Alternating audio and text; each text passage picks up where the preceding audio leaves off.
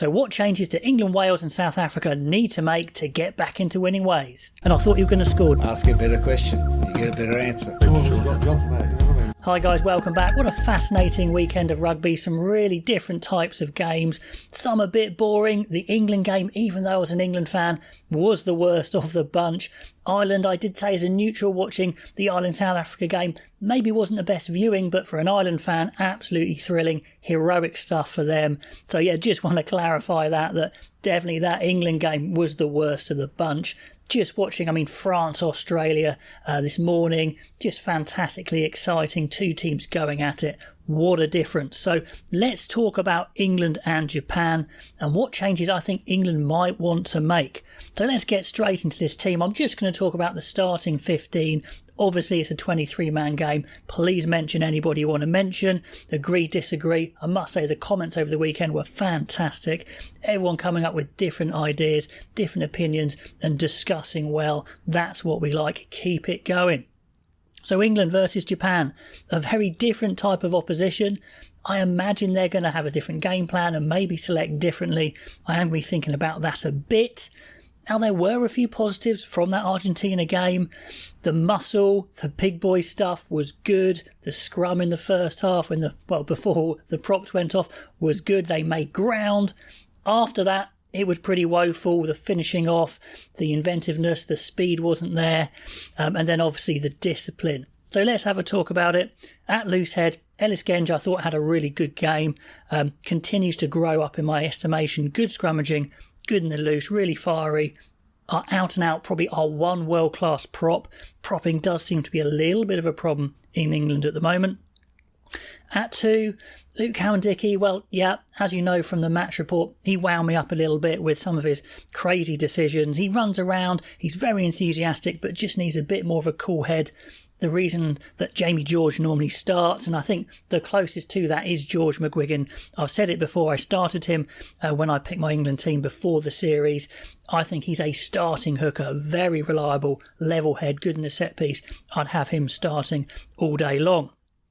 At 3, we saw signs of Sinclair coming back into some form, which is good. Some good work in the loose play, some decent scrummaging. Yeah, he did do a couple of weird things as well, gave away a bad penalty, but that was promising to see, so I'd keep him at 3. The problem, of course, we have is then who comes on. Maybe it's worth just picking the best scrummagers in England, being a bit boring and having them on the bench, to be honest. Let me know what your thoughts are on the front row, because it's a big issue, I think, for England. Second row. Interesting, they moved Itoje to 6. Did it work? Well, he didn't really look like a 6 at any point. He looks like a second row. I thought he did okay. I'd have him back in there at the second row with Hill. I think it's a good combo. They do well in the line out. They're big boys. They hit hard, experienced. Itoje 4, Hill 5. I think that's fine. At 6, well, I probably actually would put Coles in there, just swap him and Itoje around. He plays 6 for Northampton. He looks pretty good there. He's young, he's quick, he's got some skill. He made some mistakes in the game against Argentina, but we did see flashes of his talent as well. You could go for a Curry-Willis back row, potentially. They might do that against Japan. I wouldn't be averse to that. But I'll give Coles another go just because I think it's good development. He's a good prospect. Now at open side, I thought Curry was okay, to be honest, but every time Willis comes on for England, he's fantastic. I think he deserves a start. There's no reason why Curry has to start, to be honest. Like I said, he could play 6, to be honest, maybe even 8 if he wanted to in this game against Japan to speed the team up. But I think Willis deserves that start at open side, so I'd absolutely have him at number 7. Billy, he trucked up okay. He lost the ball a few times. It was slippery, I know. But he's just so slow, as with some of the older players in this England team. Just too painful for me to watch. So Dombrandt is fit for Harlequins, straight back in. He's just such an improvement on Billy. It's ridiculous in almost every level. We haven't seen Dombrandt fully fire for England yet, but it's absolutely there in the making. He's ready to rock and roll. Get him straight in. Ben Youngs, poor Ben Youngs. I like Ben Youngs a lot. He's been a great servant for England. Had some really good games. It's not his fault he keeps getting picked. I want to make that really clear. I'm not blaming Ben Youngs at all. He's doing his best. He's just completely past it, and he shouldn't be playing for England. No other coach in the world would be picking him for England, let alone the fans. It's only Eddie Jones. It really is frustrating. Jack van Poortvliet, a fantastic player already, even though he's so young. Get him starting, absolutely. Have someone else on the bench, maybe Mitchell, Quirk, absolutely. Youngs, let him go off into the distance, being the great England servant he has been. At 10, we've got two decent 10s, I think. Smith, Farrell, both good goal kickers. Farrell kicked well against Argentina. Smith's been kicking great for Harlequins. Haven't got a problem with either of them playing. It's one or the other. Against Japan, I think the speed and creativity of Smith could be a good way to go. I think you just need to give Smith some time without this complication of having him and Farrell trying to share the duties. So Smith starting, or Farrell, I wouldn't be too upset with that, but I think Smith starting for me, Farrell on the bench, absolutely. The centres, Tuolangi, hit hard. That's what he does. Should he be playing 13 anymore? Well, I don't think so. He plays 12 for Sale. Play him at 12. If he's fit to go, play him at 12. If not, we've got a few other guys who could play that role. Anyanwu could play that role potentially. Litchfield coming up through Northampton in the future might play that role. For now, 12 Tuolangi, absolutely fine. At 13, let's play a proper 13. Could be Slade. I'd probably go for maybe Marchant, to be honest, or Northmore, someone like that. A proper 12, a proper 13 with a creative 10. I like it. It gives us a chance to actually do something. Now, one of the big issues with the England backline against Argentina was something we all knew and we'd highlighted before. It's slow. Sometimes when they had a bit of ascendancy, they tried to fold round the corner or come from narrow and the backs would open up wide, which is a good concept, but when you've got the likes of Jack Nowell trying to get round the edge of an already set defence, it's not going to happen. We don't have the speed. It was a little bit embarrassing. The power was good. Cokanasiga had possibly the best game he's had for England.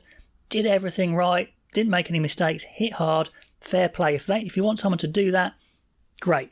Is he a world-class player? I don't know, but he did exactly what we needed, so he definitely stays. Well done to him.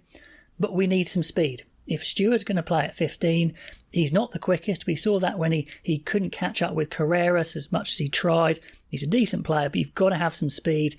You could go for Murley. I wouldn't be adverse to that. It's a shame Arundel's injured. But Freeman is back for Northampton.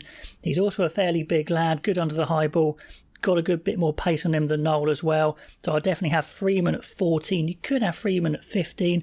Murley at 14. That's a good option. But I think with changing around the centres, we've got a bit more speed as well. So I definitely prefer that starting team. So let me know the changes you would make for England, just in general and for Japan. So let's talk about Wales, and basically they got smashed up front, they got smashed up physically, they tried super hard, they kept it close for a while, but then New Zealand just rolled away with it, doing the same thing again and again because they realised they could outpower them. In the pack, are there many changes you could make? I'm not so sure. The front row didn't do great, but is there a better one there? I don't know. Ken Owens threw himself into the carries. One thing to note in the commentary, they were saying Ken Owens was have a great carrying game, but he was carrying a lot, but he wasn't making the ground. So just because you carry a lot doesn't mean you have an effective carrying game, although I thought he gave absolutely everything. They just weren't getting anywhere. Rowlands and Beard are the best two second rows. I don't think you can change that. Alan Wynne-Jones coming on just looked like an older guy coming on, to be honest. Is it time to move on for him as well on the bench? Let me know. The back row, you definitely need to muscle up a bit, and I think there's an obvious change there. Chris Schwinzer comes straight in, I think, at 6. An absolute monster guy. Great in the line out. Rafael, I think, drops out. Didn't have a good game. Tipuric probably didn't have a great game either, but I think he's good enough. Go to 7. Is Tipuric quite the player he was? Is it just me? Athletically, he doesn't look quite the same.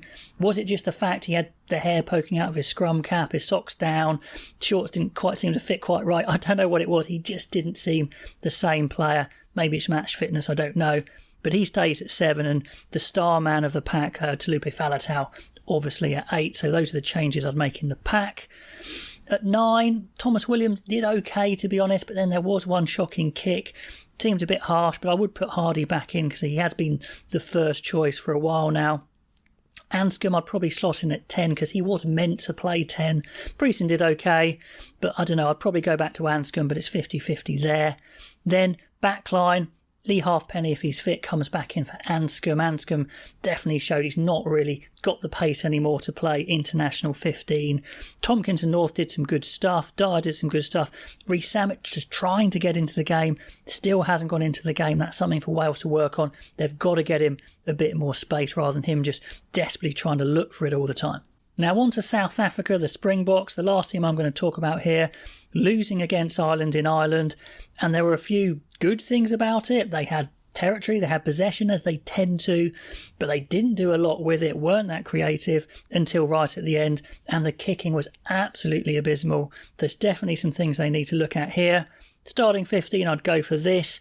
Make a little change in the front row, probably bring Koch in. I don't know if Malherbe really added that much to the team. Kitsoff and Marks, I think, did okay. Mbonambi very close to starting, made a good impact. But I think I'd put Koch in at the loose head. Second rows, I don't know if Ludovic Diaga is fit. He might not be, if not Mostert, but keep them the same. I think they were fine. In the back row, I might take the opportunity to bring in Evan Roos as well, just give him a role. Not that Wiese has done anything particularly bad. I just think if Roos is going to be a player for the World Cup, let's see him. There's lots talked about him. Now, he's had some good highlights. Let's see what he can do. Hendrikse, as I said in the match report, frustrated me quite a lot, to be honest. Let's give de Klerk a start, see if he can get back onto that world-class form, world-beating form he had been on in the past. 10. It's an easy one. Liebach has to come in at 10. They've got to get a proper 10 in there, proper kicker. Damian Willemse, as talented as he is, just isn't an international 10.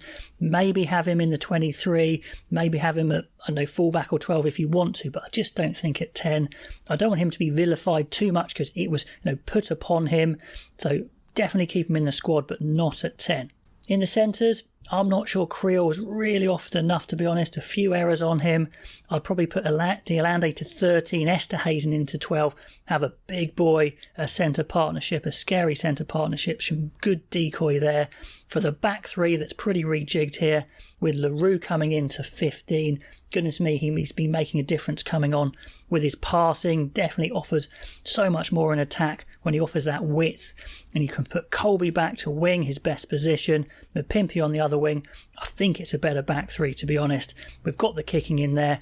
That's the way I would go with the Springboks. So let me know what changes you would make to those three teams. Who would be in, who would be out and why. Pop all the comments below and I'll catch you next time.